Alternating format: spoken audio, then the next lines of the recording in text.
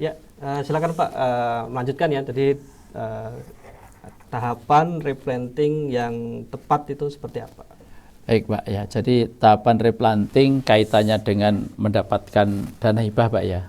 Jadi tahapannya itu mesti dia punya kelompok tani dulu, karena sampai hari ini pemerintah tidak pernah menurunkan bantuan apapun ke perorangan, mesti ke kelompok tani yang punya legalitas. Itu syaratnya pertama. Yang kedua, itu arealnya itu punya legalitas, surat keterangan tanahnya, Legalitas lahannya ya. legalitas lahan, karena dengan punya legalitas itu sudah bisa dipastikan itu bukan kawasan mestinya, walaupun ada beberapa yang punya SHM tapi juga di kawasan ada, tapi itu kan Kasus, sebenarnya Pak, kan kasus atau kesalahan orang, harusnya mestinya tidak. tapi banyak nggak itu Pak? Ada, ada. Saya kurang tahu persis persentasenya berapa, tapi ada. Lah, kenapa harus punya legalitas? Karena ketika kita mendapatkan dana hibah itu bukan 100%. Jadi dana hibah itu hanya diberikan kepada petani kurang lebih 50%-nya saja dari total biaya yang diperlukan petani, mulai dari replanting sampai dengan sawitnya itu panen kembali. Itu sengaja hanya diberi 50%, karena yang namanya BPDPKS itu kan dia badan pengelola, tidak punya kemampuan apa-apa kecuali ngelola duit. Kan gitu ceritanya. Sehingga ketika ada petani yang ngajukan, itu dia tidak punya waktu atau orang untuk memverifikasi apakah si A itu petani. Lah, untuk memastikan dia itu memang petani, si petani yang ngajukan replanting itu disuruh hanya diberi 50%, yang 50% itu ngutang di bank. Sehingga yang akan memverifikasi si A bahwa dia petani punya lahan itu bank.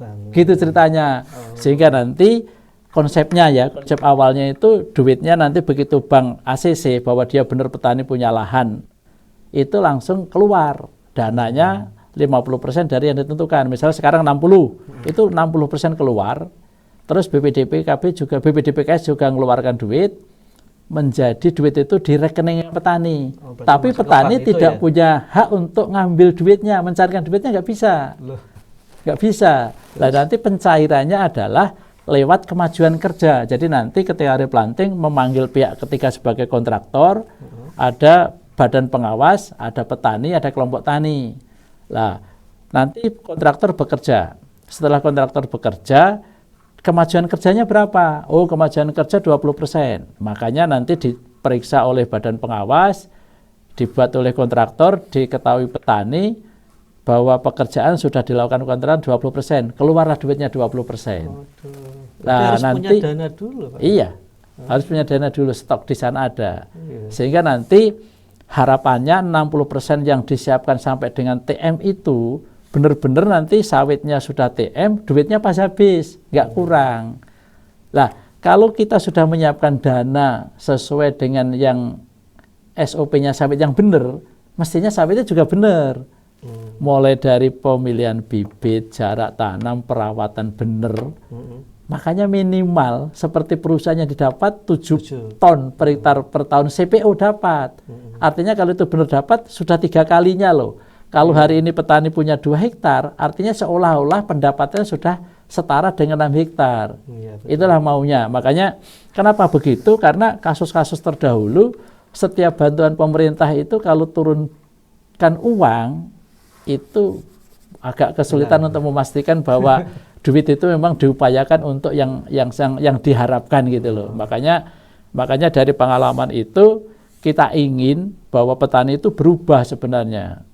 Berubah karena petani itu memang juga kemampuan kultur tenisnya kurang, terbukti hasil produksi rata-ratanya cuma sepertiganya dari perusahaan, makanya kita buat seolah-olah dia punya perusahaan, dikelola oleh perusahaan dengan dana perusahaan, harapannya dapat. Dan didampingi itu Pak ya? Ya, ada pendamping sampai TM, kalau udah TM baru dilepas. Baru dilepas, tapi dasarnya udah benar dulu, kan begitu. Itulah tahapan-tahapan replanting yang harus dilalui ketika kita mendapatkan dana hibah tersebut. Begitu Pak. Nah, setelah replanting nih, kira-kira pekerjaan apa sih Pak yang harus dilakukan petani ini? paskanya nih, pasca replantingnya? Jadi kunci suksesnya replanting. Jadi seorang petugas replanting atau seorang petani yang melakukan replanting dibilang replantingnya sukses itu ketika TBM-nya tidak terserang Oryctes sama Ganoderma sebenarnya. Nah, sehingga ketika kita replanting itu mesti mempelajari dulu apa sih yang disenangi Oryctes, apa yang disenangi Ganoderma, apa yang tidak disukai, yaitu jangan kita buat yang mereka senangi. Seperti Ganoderma, itu kan akan terjadi ketika sebelum replanting ada Ganoderma. Kalau tidak ada, mudah-mudahan nggak akan ada. Ya, ketika ada perlakuannya beda. Jadi area yang pernah terserang Ganoderma itu mesti kita buka yang lama, sehingga nanti begitu sudah dibuka, lingkungan itu tidak mendukung si Ganoderma itu muncul, maka akan hilang Ganodermanya. Misalnya area yang kena Ganoderma kita buka, terus kita gali yang luas biar sinar matahari masuk ke tanah sehingga kelembapan berkurang. Jamur itu tidak akan berkembang biak kalau lingkungan nggak mendukung. Konsepnya itu. Yang kedua Oryctes. Oryctes itu wawung tanduk. Lah, itu dia suka berada di tumpukan sampah. Suka di hadapan tumpukan sampah. Kalau dia ada berkembang biak nanti akan menyerang titik tanam, maka sawit yang kita tanam itu di masa TBM akan mati semua. Lah, sehingga biar tidak terjadi itu, makanya pada saat replanting penumbangan itu harus diperhatikan benar-benar jangan sampai ada tumpukan sampah atau tumpukan bahan organik lah. Jadi misalnya pohonnya itu dicincang atau pohonnya itu digali, dibenam. Pokoknya tidak ada timbunan bahan organik sehingga dia akan berumah tangga di situ. Jadi kalau dia sudah nggak ada, tidak ada titik tanam atau pelepah yang lubang, itulah baru dikatakan dia sukses melakukan replanting. Di samping syarat ABCD dilalui, misalnya bibit yang benar dan sebagainya itu. Pupuk juga, ada di pupuk juga. Ya, agronomisnya dilalui dengan baik, terus dia akan sukses ketika tidak ada dua hal itu, Ganoderma replanting. Dan itu akan tidak terjadi kalau kita mulai dari sebelum replanting sudah paham itu. Harus belajar dulu. Ya, karena kalau sudah terjadi di masa TBM setengah mati. Makanya kita antisipasinya sebelumnya.